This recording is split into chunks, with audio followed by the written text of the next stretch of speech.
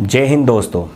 आज हमारी पहली क्लास है संविधान पे, जिसमें हम संविधान पर एक परिचय देंगे।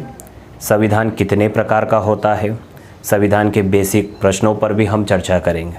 तो हम स्टार्ट करते हैं। संविधान किसी भी राज्य की व्यवस्था को सुचारू रूप से संचालित करने के लिए संविधान की आवश्यकता पड़ती है, अर्थात कानून और नियमों का ऐसा संग्रह जिससे किसी देश का शासन संचालित होता हो, वह संविधान कहलाता है।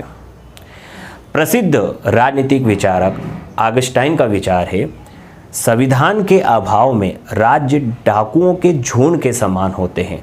अर्थात किसी देश में संविधान नहीं होगा तो वहाँ के जो भी राज्य होते हैं वो सब डाकुओं के झुंड के समान हमें दिखाई देते हैं। 15 अगस्त 1947 को भारत एक स्वतंत्र राज्य के रूप में अस्तित्व में आया। फिर संविधान सभा का निर्माण करने के लिए कैबिनेट मिशन प्लान के आधार पर संविधान सभा का गठन किया गया। संविधान सभा के गठन के लिए देखा जाए तो जनता द्वारा निर्वाचित प्रतिनिधियों का एक समूह थी। संविधान सभा जो थी वो संविधान का निर्माण करने के लिए जनता द्वारा निर्वाचित प्रतिनिधियों का एक समूह थी। अब प्रश्न यहाँ पर ये उठता है कि संविधान सभा के लिए निर्वाचन कब हुआ, क्योंकि जितने भी राजनीतिक विचारक हैं इस पे अपना एक मत नहीं देते हैं। प्रश्न ये देते हैं कि संविधान सभा अगर जनता द्वारा निर्वाचित प्रतिनिधियों का समूह थी तो उसके लिए निर्वाचन कब हुआ। तो इसका आंसर यह बनता है, वर्ष 1946 में जब अंतरिम सरकार का गठन किया गया था, उसी निर्वाचन के आधार पर 10 लाख की जनसंख्या के ऊपर एक प्रतिनिधि को स्वीकार करके संविधान सभा का गठन किया गया। और संविधान सभा का गठन किस प्लान के आधार पर किया गया, तो कैबिनेट मिशन प्लान के आधार पर किया गया। अब संविधान होता क्या है? किसी भी राज्य की व्यवस्था को संचालित करने के लिए हमें संविधान की आवश्यकता तो पड़ती है। संविधान लिखित तथा अलिखित नियमों का ऐसा संग्रह होता है जिससे किसी देश की व्यवस्थाओं के मध्य कानून अर्थात अधिकारों का वर्णन हमें देखने को मिलता है। वापिस मैं बोल रहा हूँ, संविधान किसे कहते हैं? संविधान किसी भी देश की व्यवस्था को सुचारू रूप से संचालित करने के लिए कानून अर्थात नियमों का संग्रह होता है। साथ ही देखा जाए संविधान लिखित तथा अलिखित नियमों का ऐसा संग्रह होता है जिसके माध्यम से किसी राजनीतिक व्यवस्था के अंगों के मध्य अधिकारों का भी और शक्तियों का विभाजन होता है। साथ ही उसकी जनता के लिए कुछ मूल्यों को भी समाहित किया जाता है। कुछ मूल्य कैसे, जैसे अर्थात अधिकार होते हैं, न्याय होता है, स्वतंत्रता होता है, आदि मूल्यों को भी समाहित किस में किया जाता है? संविधान में किया जाता है। अब आता है प्रश्न, संविधान कितने प्रकार का होता है? संविधान मूलतः 2 प्रकार के होते हैं, लिखित संविधान और अलिखित संविधान। लिखित संविधान उस संविधान को कहते हैं जिसके अधिकांश भाग लिखित होते हैं, जैसे भारत का संविधान और अमेरिका का संविधान। अब प्रश्न में यहाँ पर आपको ये बता रहा हूँ, विश्व का पहला लिखित संविधान कौन सा है? अमेरिका का संविधान। और विश्व का सबसे बड़ा लिखित संविधान कौन सा है? तो भारत का संविधान। लिखित संविधान किसे कहेंगे? जिसके अधिकांश भाग लिखित हो, तो वह संविधान क्या होता है? लिखित संविधान। अलिखित संविधान वह संविधान होता है जिसके अधिकांश भाग अलिखित होते हैं, अर्थात उस देश का शासन परंपरा, रीति रिवाज अर्थात न्यायिक निर्णयों पर आधारित होता है। अर्थात वहाँ पर परंपरा, रीति रिवाज, न्यायिक निर्णय जो समय समय पर आते रहते हैं, उसी के आधार पर उस देश की व्यवस्था को संचालित किया जाता है। तो वो देश का संविधान क्या होता है? अलिखित संविधान। और विश्व में 2 ऐसे उदाहरण मिलते हैं जिनके अलिखित संविधान, एक ब्रिटेन का संविधान और एक न्यूजीलैंड का संविधान। ये 2 विश्व के अलिखित संविधान के उदाहरण हैं। प्रसिद्ध राजनीतिक विचारक ब्राइस का ये कहना है कि कोई भी संविधान ना तो पूर्ण रूप से लिखित हो सकता है, ना पूर्ण रूप से अलिखित हो सकता है। संविधान में गतिशीलता को अपनाने के लिए उसमें समय समय पर संशोधन करना भी जरूरी होता है। और इसी संशोधन की प्रक्रिया के आधार पर संविधान 2 प्रकार का होता है, लचीला संविधान और कठोर संविधान। लचीला संविधान उस संविधान को कहते हैं जिसमें संशोधन करने के लिए साधारण प्रक्रिया या साधारण बहुमत को अपनाया जाता है। साधारण बहुमत किसे कहते हैं? जैसे मान के चलिए किसी विधानसभा के कुल सदस्यों की संख्या 100 है तो उसका साधारण बहुमत कितना होता है? 50+1। कितना होता है? 50+1। ये होता है साधारण बहुमत। अर्थात 51 वोट पक्ष में होते हैं और देखा जाए 49 वोट विपक्ष में होते हैं।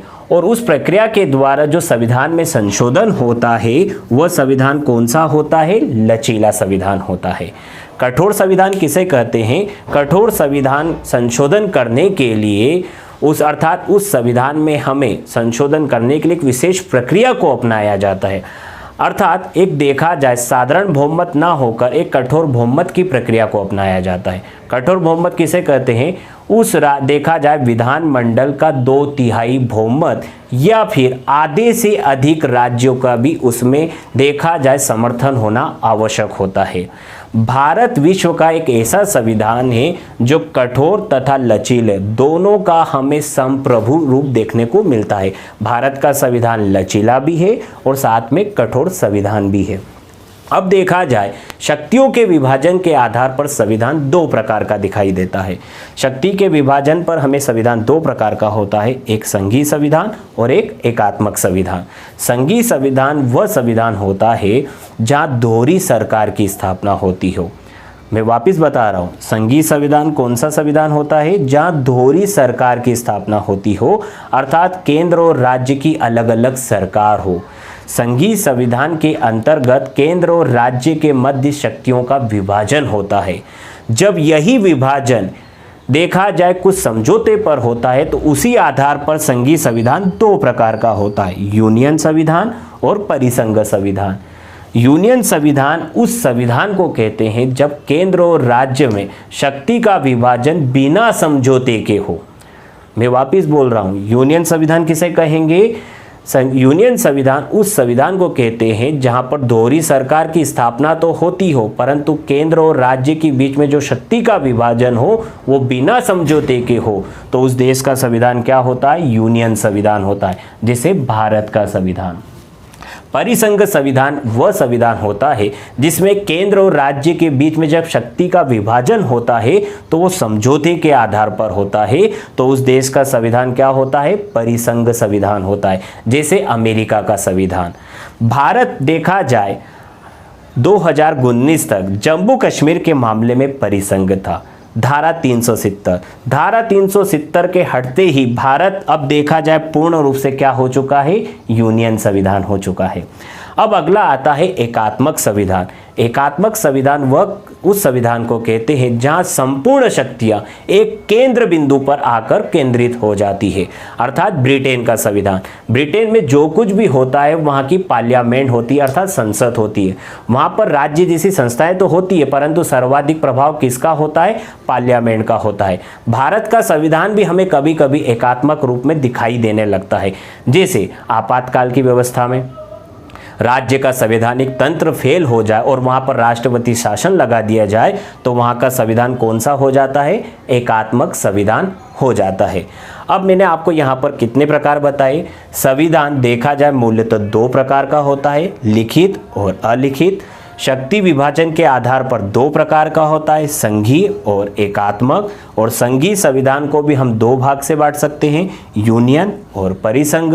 इसी आधार पर संशोधन के आधार पर भी हम 2 भागों में बांट सकते हैं, कठोर संविधान और लचीला संविधान। अब हम बेसिक से क्वेश्चन पर चर्चा करते हैं। संविधान सभा का जो गठन है वो किस प्लान के तहत हुआ था? तो कैबिनेट मिशन प्लान के तहत हुआ था।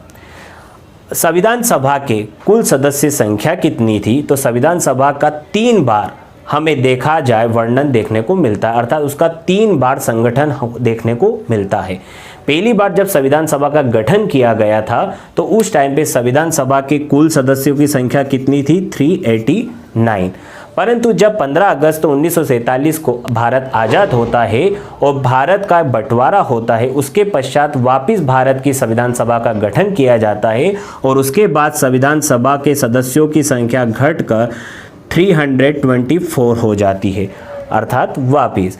फिर उसके बाद में जब अंतिम रूप से जब संविधान सभा में जब पूरा संविधान बनकर तैयार हो जाता है और संविधान को स्वीकृत और अंगीकृत किया जाता है तो उस पर हस्ताक्षर करने वाले जो प्रतिनिधि थे तो वो कुल कितने थे 299, परंतु इनमें से 284 सदस्यों ने ही संविधान सभा का जो संविधान बनकर तैयार हुआ था उसकी प्रति पर अपने हस्ताक्षर किए थे। अब एक क्वेश्चन आता है, संविधान को लिखने वाले व्यक्ति का नाम क्या था?